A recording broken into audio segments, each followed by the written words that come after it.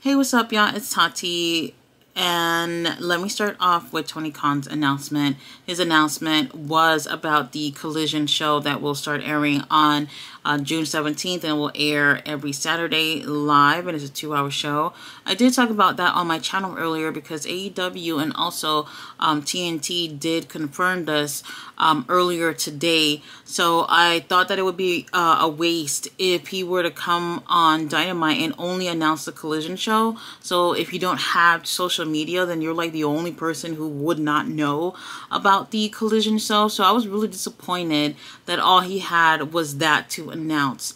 Now, he did go on and say the locations to where the first few episodes will be, except for the very first episode. So it's either that they don't have a venue, which I find that hard to believe, or they're just trying to keep that venue a secret, which doesn't make sense because you need people to be there. So you need to tell them where it's at. So Tony says next week they will announce where the very first episode would be.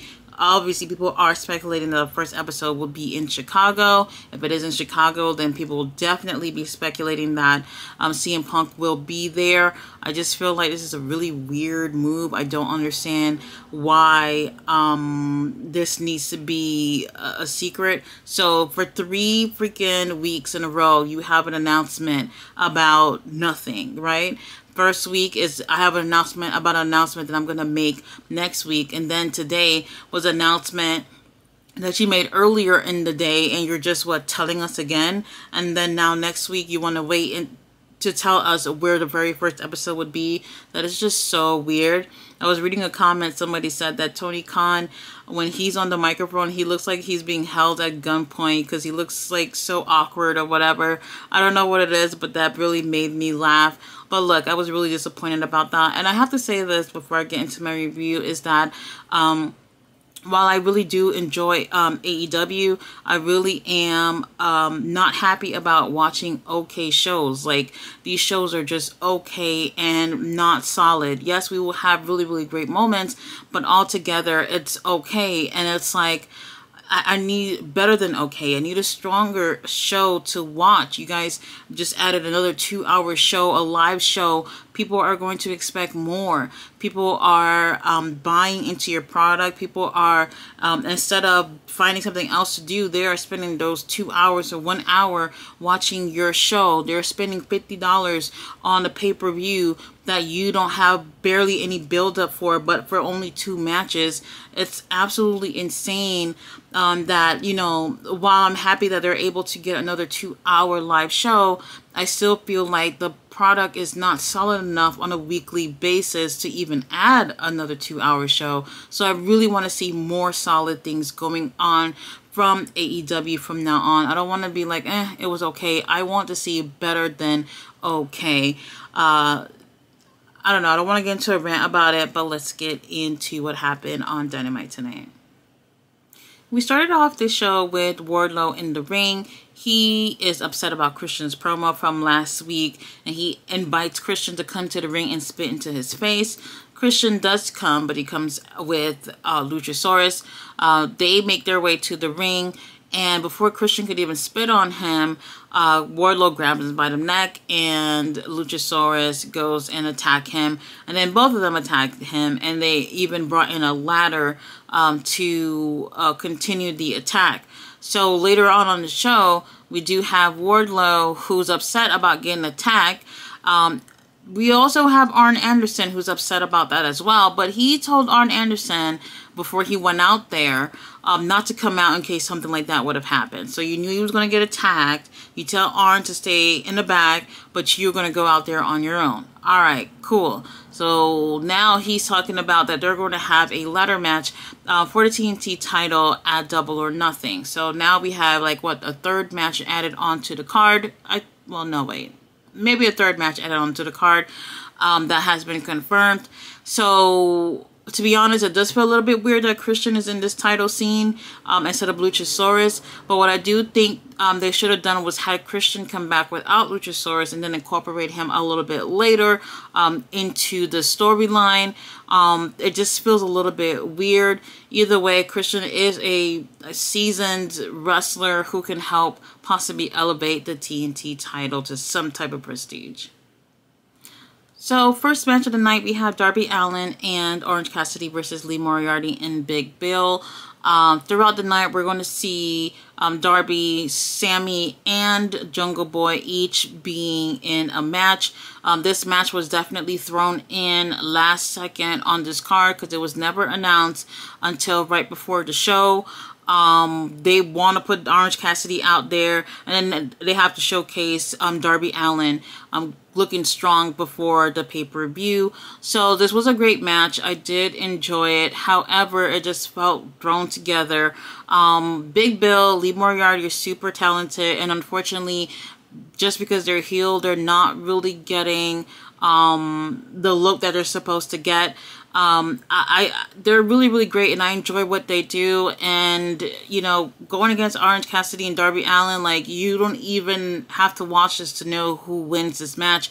And yes, they do end up taking the win, but I do like the chemistry with everybody in the ring, and Darby Allin moving around in the ring like he really got something to prove out here. This was the best match out of all three of the pillars that were featured on the show. So, you know, I really, really like Darby going in this. I think he's a favorite out of all three of these guys that are going into the Fatal 4-Way match with MJF. But this match just felt like out of the blue. Darby, he looks ready for this match at Double or Nothing. So that I'm excited about. Next, we had Sammy Guevara versus Exodus Prime. And I'm going to say this now. Exodus Prime is a horrible, horrible name. Dude, if you're watching this, change it. Like, it doesn't sound good. Anyway, this was literally Sammy doing 2 moves and he ended up winning. And after he won, he does a speech about why he should win at Double or Nothing. To be honest, I didn't like this at all. Why anybody wants to sit there and watch a match that's literally just 2 moves doesn't make any sense. He is one of the guys going for the biggest title at AEW. And for them to showcase him as a wrestler looking strong before coming into a pay-per-view, you put him in a match where he does 2 moves and win. That's a no. I don't understand why AEW feel like they need to do squash matches. This was absolutely a waste of time. Now, another waste of time was Jay Lethal and friends are supposed to do a interview with Tony Schiavone in the ring. They don't even make it to the ring. Jay Lethal's like, Tony, we don't want to talk to you.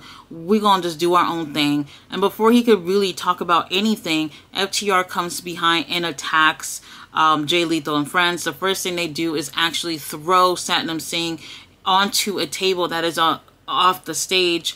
So he went through that, and then they start, you know, giving the rest of the guys a beatdown. Now, what I did enjoy from this little beatdown is Jay Lethal and Dax, they're going at it. Jay Lethal takes off his belt and he's whipping Dax with it like he's a dad that got to come out of work and go to school and pick up their badass kid, and now they're whooping them at home type of situation. And out of the blue, Dax rips Jay's pants, and his pants, by the time they're done, like literally you're looking at his boxers, he looked like some type of dog was like chewing up on his leg pants or whatever. It was absolutely funny. Now, me laughing literally just stopped when they get into the ring. Dax and Cash, they're pretty much at an advantage against Jay Lethal and friends. But then out of the blue, guess who comes into the ring? Karen Jarrett. She comes in and she gives Cash a low blow. And then from there, Jay Lethal and friends have the upper hand and even poses with the AEW tag titles. I was really annoyed by it. I couldn't even believe it.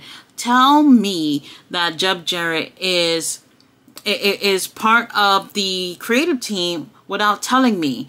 He invites his wife to be part of this dumbass storyline that is not even that great to begin with, and and she's there adding absolutely nothing to the story. I didn't like this at all. You already know we got FTR versus Jay Lethal and Jeff Jarrett at the Double Nothing pay-per-view, and it's going to be for the tag titles. I'm bored. Next, we had Hikaru Shida and Britt Baker versus Toni Storm and Ruby Soho. This was supposed to be Jamie Hayter versus Saraya. However, Jamie Hayter has not been cleared. And that's unfortunate because since she's won the title, she has not been able to do damn near anything with it. And it almost feels like there's a curse when it comes to the the AEW women's title. I don't know what it is, but you know, the same thing happened with Thunder Rosa, where she had to, you know, vacate the title and all that. And now here we are, fast forward, with Jamie Hayter, who's injured. I don't know the extent of her injuries, but she really hasn't done anything with this title. And also because of the Outcast storyline that kind of really been taking up a big part of the AEW women's scene. Now, I am going to be honest and say that this is probably one of the best matches that I've seen the Outcast and, you know, Britt team or whatever have done since they've been feuding. I've actually been so bored of this storyline, but this was a really great match, and I do think Hikaru Shida being part of this really helped. I really enjoyed what they did in the ring, even though there was interference, even though there was cheating going on to help Ruby and Toni take the win. I still really saw a lot of effort and some great wrestling with all these girls. So for once, I'm going to say I actually enjoyed something that they did. I actually have not been enjoying the AEW women's division. I have been enjoying ROH women's division, to be honest, mainly because of Athena, and she's been doing such a great job over there. But for once, I actually saw something with the women on AEW TV, and I felt like they did an absolute great job. Not my favorite match of the night, but really close. I enjoyed it. So at this point in the show is when Tony had came on and gave his announcement. And then we had Chris Jericho versus Roderick Strong in a Falls Count Anywhere match. JS is obviously banned. And also Adam Cole legally cannot be in the building wherever Chris Jericho is. So I'll be honest, I did enjoy this match. It was great to actually see a match not having to take place in the ring. So that was different compared to what we've been seeing with AEW. So I did enjoy it. For whatever reason, I had flashbacks of the 1999 Royal Rumble match, which is probably one of my favorite Royal Rumbles. Now, while that was all over the place, I still enjoyed it. And I just, with this match, I was reminded of that. They did take the fight out near the concession stands into a staircase and all that. And for whatever reason, I didn't see this coming. But the match ends up getting outside of the building, and that gave an opportunity for Adam Cole to get involved, since the paper said legally that he cannot be in the building wherever Chris Jericho is. So Adam Cole takes advantage of them being outside of the arena and assists with Roderick Strong taking the win. To be honest, I didn't mind this match, but I just feel like they could be doing so much better with Roderick Strong. I'm just expecting more from him instead of him just kind of being the sidekick in this storyline to Adam Cole. But I did enjoy it. Next, we had Jungle Boy versus Rouge, and I did expect for this to be a much better match. Both of these guys are super talented. I think Rouge is one of the best wrestlers AEW has. He is absolutely great in the ring, but for whatever reason, it felt short to me as far as them giving what I wanted them to give. Now, I do feel like part of the reason is that obviously we already know that Jungle Boy was going to end up taking the win, especially with the other two pillars taking wins earlier in that night. So it just felt more like this was for something for Jack Perry to come over in, which it was. Now, I do feel like this match, This was one of the more grittier matches that we've seen with Jack. We got to see a different side of him. And something really surprised me at the end of the match where he actually resulted in cheating. Like, you could really see he was desperate for the win. Now, Rouge is a phenomenal wrestler, and I do think that maybe he felt like he was just not going to win. So he goes for a roll-up, and to make sure that Rouge's shoulders stay on the mat, he actually grabs his trunks and hold on to it. And the referee doesn't see that, so that ends up helping him take the win. And I found that to be really surprising that Jungle Boy would look desperate, you know, especially right before a pay-per-view, big pay-per-view match. I find that really interesting that that's how they ended things off. Preston Vance just come into the ring and helps Rouge with attacking Jungle Boy. And to be honest, it's fair because you know, Rouge could attack him being like, you know, you cheated to win. And yes, he does that too. But in this case, I can see why Rouge would attack him. Then Preston gets involved, and Jose gets involved. And then we have Darby, then Sammy gets involved, helping Jungle Boy. And then it ends with all three of these guys in the ring. The crowd is really, really excited and happy. Everybody in this match, other than MJF, is going into this as a babyface. After this match, we do have MJF, who was supposed to be doing an interview with Renee. And I forgot what Renee asked him, but he's ended up smacking the microphone out of her hand. And I'm just like, holy shit, like, that's pretty intense. Do you know who she's married to? But anyway, MJF obviously is feeling some type of way getting into this pay-per-view. We actually have one more week before the pay-per-view, so I'm pretty sure we will be hearing some words from MJF next week. Either way, the match was okay. I did expect more, but I'm really surprised with how they ended that match with Jack being more desperate. I've never seen that before. Main event time, we had Ricky Starks versus Jay White, and this was going to be my favorite match of the night. Everything was so great about this. Both these guys are really great wrestlers. I don't feel like their storyline is solid. What I do feel like, though, is that these two, well, not these two, but these three guys obviously got some beef, and it's just continuing, you know. So the story does not feel strong, but they're all really great wrestlers, and then they've been having really great matches, so I'm not so bothered. Now, while their match was so good, great chemistry, great energy, great intensity, I liked everything that was happening here. I personally just didn't care who was going to end up winning this, but it surprised me how they end this match. While everything was so great, and then we have Juice Robinson, who's been ringside throughout the match. He actually comes in while Jay's distracting the referee with a steel chair, and he's going to go hit Ricky with it. Ricky obviously blocks it. Now he got his hands on the chair. He hits Juice Robinson with it. Juice rolls out the ring, and then ref sees the chair in Ricky's hand. And the ref is telling him, oh, that, you know, you can't have that, get it out, or else I'll disqualify you if you use it. And he ends up hitting Jay White with the chair. And now he's disqualified. And I'm like, what? What the hell? And he goes again to, you know, attack them with the chair. Juice and Jay, you know, rolls out the ring and leave. And then Ricky just unfolds the chair and sits on it in the middle of the ring. And I just felt like, what the hell? This is so random. Why would you end such a great match like this? Like, I wouldn't even care who won. I enjoyed both these guys. But it just felt so strange that the match would just end this way. I'm thinking more or less we're going to see Ricky versus Jay White at Double or Nothing. To be honest, I don't want to see that. We were just seeing it, and I'm guessing that they're saving that match for the pay-per-view. Maybe they'll have some type of stipulation or whatever.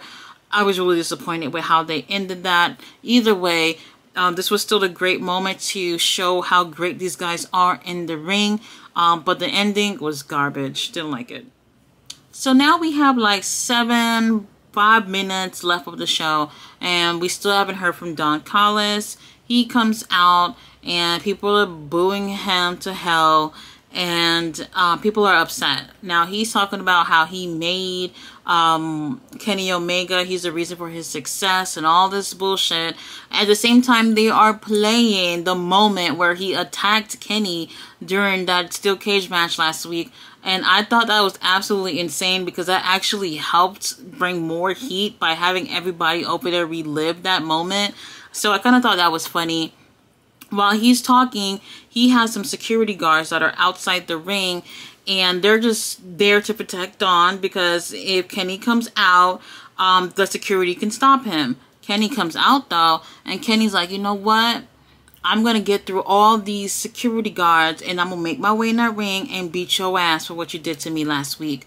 But after him getting through a couple of security guards, BCC comes out and attacks Kenny Omega. Then the security guards cleared it, because they're like, you know what, BCC, y'all got it from here. We don't need to do anything else. So they leave, and they're attacking Kenny. Then the Bucks come out to help. They came out with a garbage can, 2x4, and maybe some other shit that was in there, I don't know. And you know, it's 4-on-3. BCC got 4 members, and the Elite, there's only 3 members. So now I'm like, oh, okay. 4th member is definitely going to come out tonight. First, I thought Takeshita, but then I remember earlier in the day reading somebody saying that it would be Ibushi to come out and help and be part of the Elite. So I thought that would be a great thing, especially Forbidden Door is coming up soon. So why not? But then it was Adam Page that ended up coming out. Now, I don't got nothing against Adam Page. I just feel like at some point he got lost in the shuffle in AEW. So he just doesn't do it for me. But he comes out and he helps with the attack. He has an eye patch on and everything. And he does a buckshot lariat to Wheeler Yuta. And now all 4 of the Elite are in the ring. He gets the mic and he's saying that they're the heart and soul of AEW, I guess. And, you know, saying all these really great things, and the crowd is just having a good time. They're clapping, they're cheering, they're eating up everything that they're saying. And I'm just like, you know what? Let me stop sipping on the haterade real quick. They actually look really great and strong here in this moment. I'm not cheering for them, but this was actually really, really great. So I had no issues with this, and I actually really enjoyed how they ended the show. What happened to Don, I couldn't tell you. Like, Don just vanished out of thin air. I even watched that moment back just to see like where he went. I don't have no idea where Don went. I think everybody was expecting that Kenny was going to get his revenge on Don. That doesn't happen. So that's definitely going to happen at another time. But either way, it was a really great, solid way to end the show. I am kind of surprised they ended it off like that this week rather than next week. So maybe we might see another, you know, crazy exchange between these two teams next week. We're definitely going to see them at the pay-per-view in some type of capacity, 8-man tag match going on. I'm not really sure what the stipulations will be. I'm pretty sure there will be, but I am looking forward to seeing that. Guys, thanks so much for watching my review. The show was okay. I need to see much more stronger things, especially with another 2-hour show.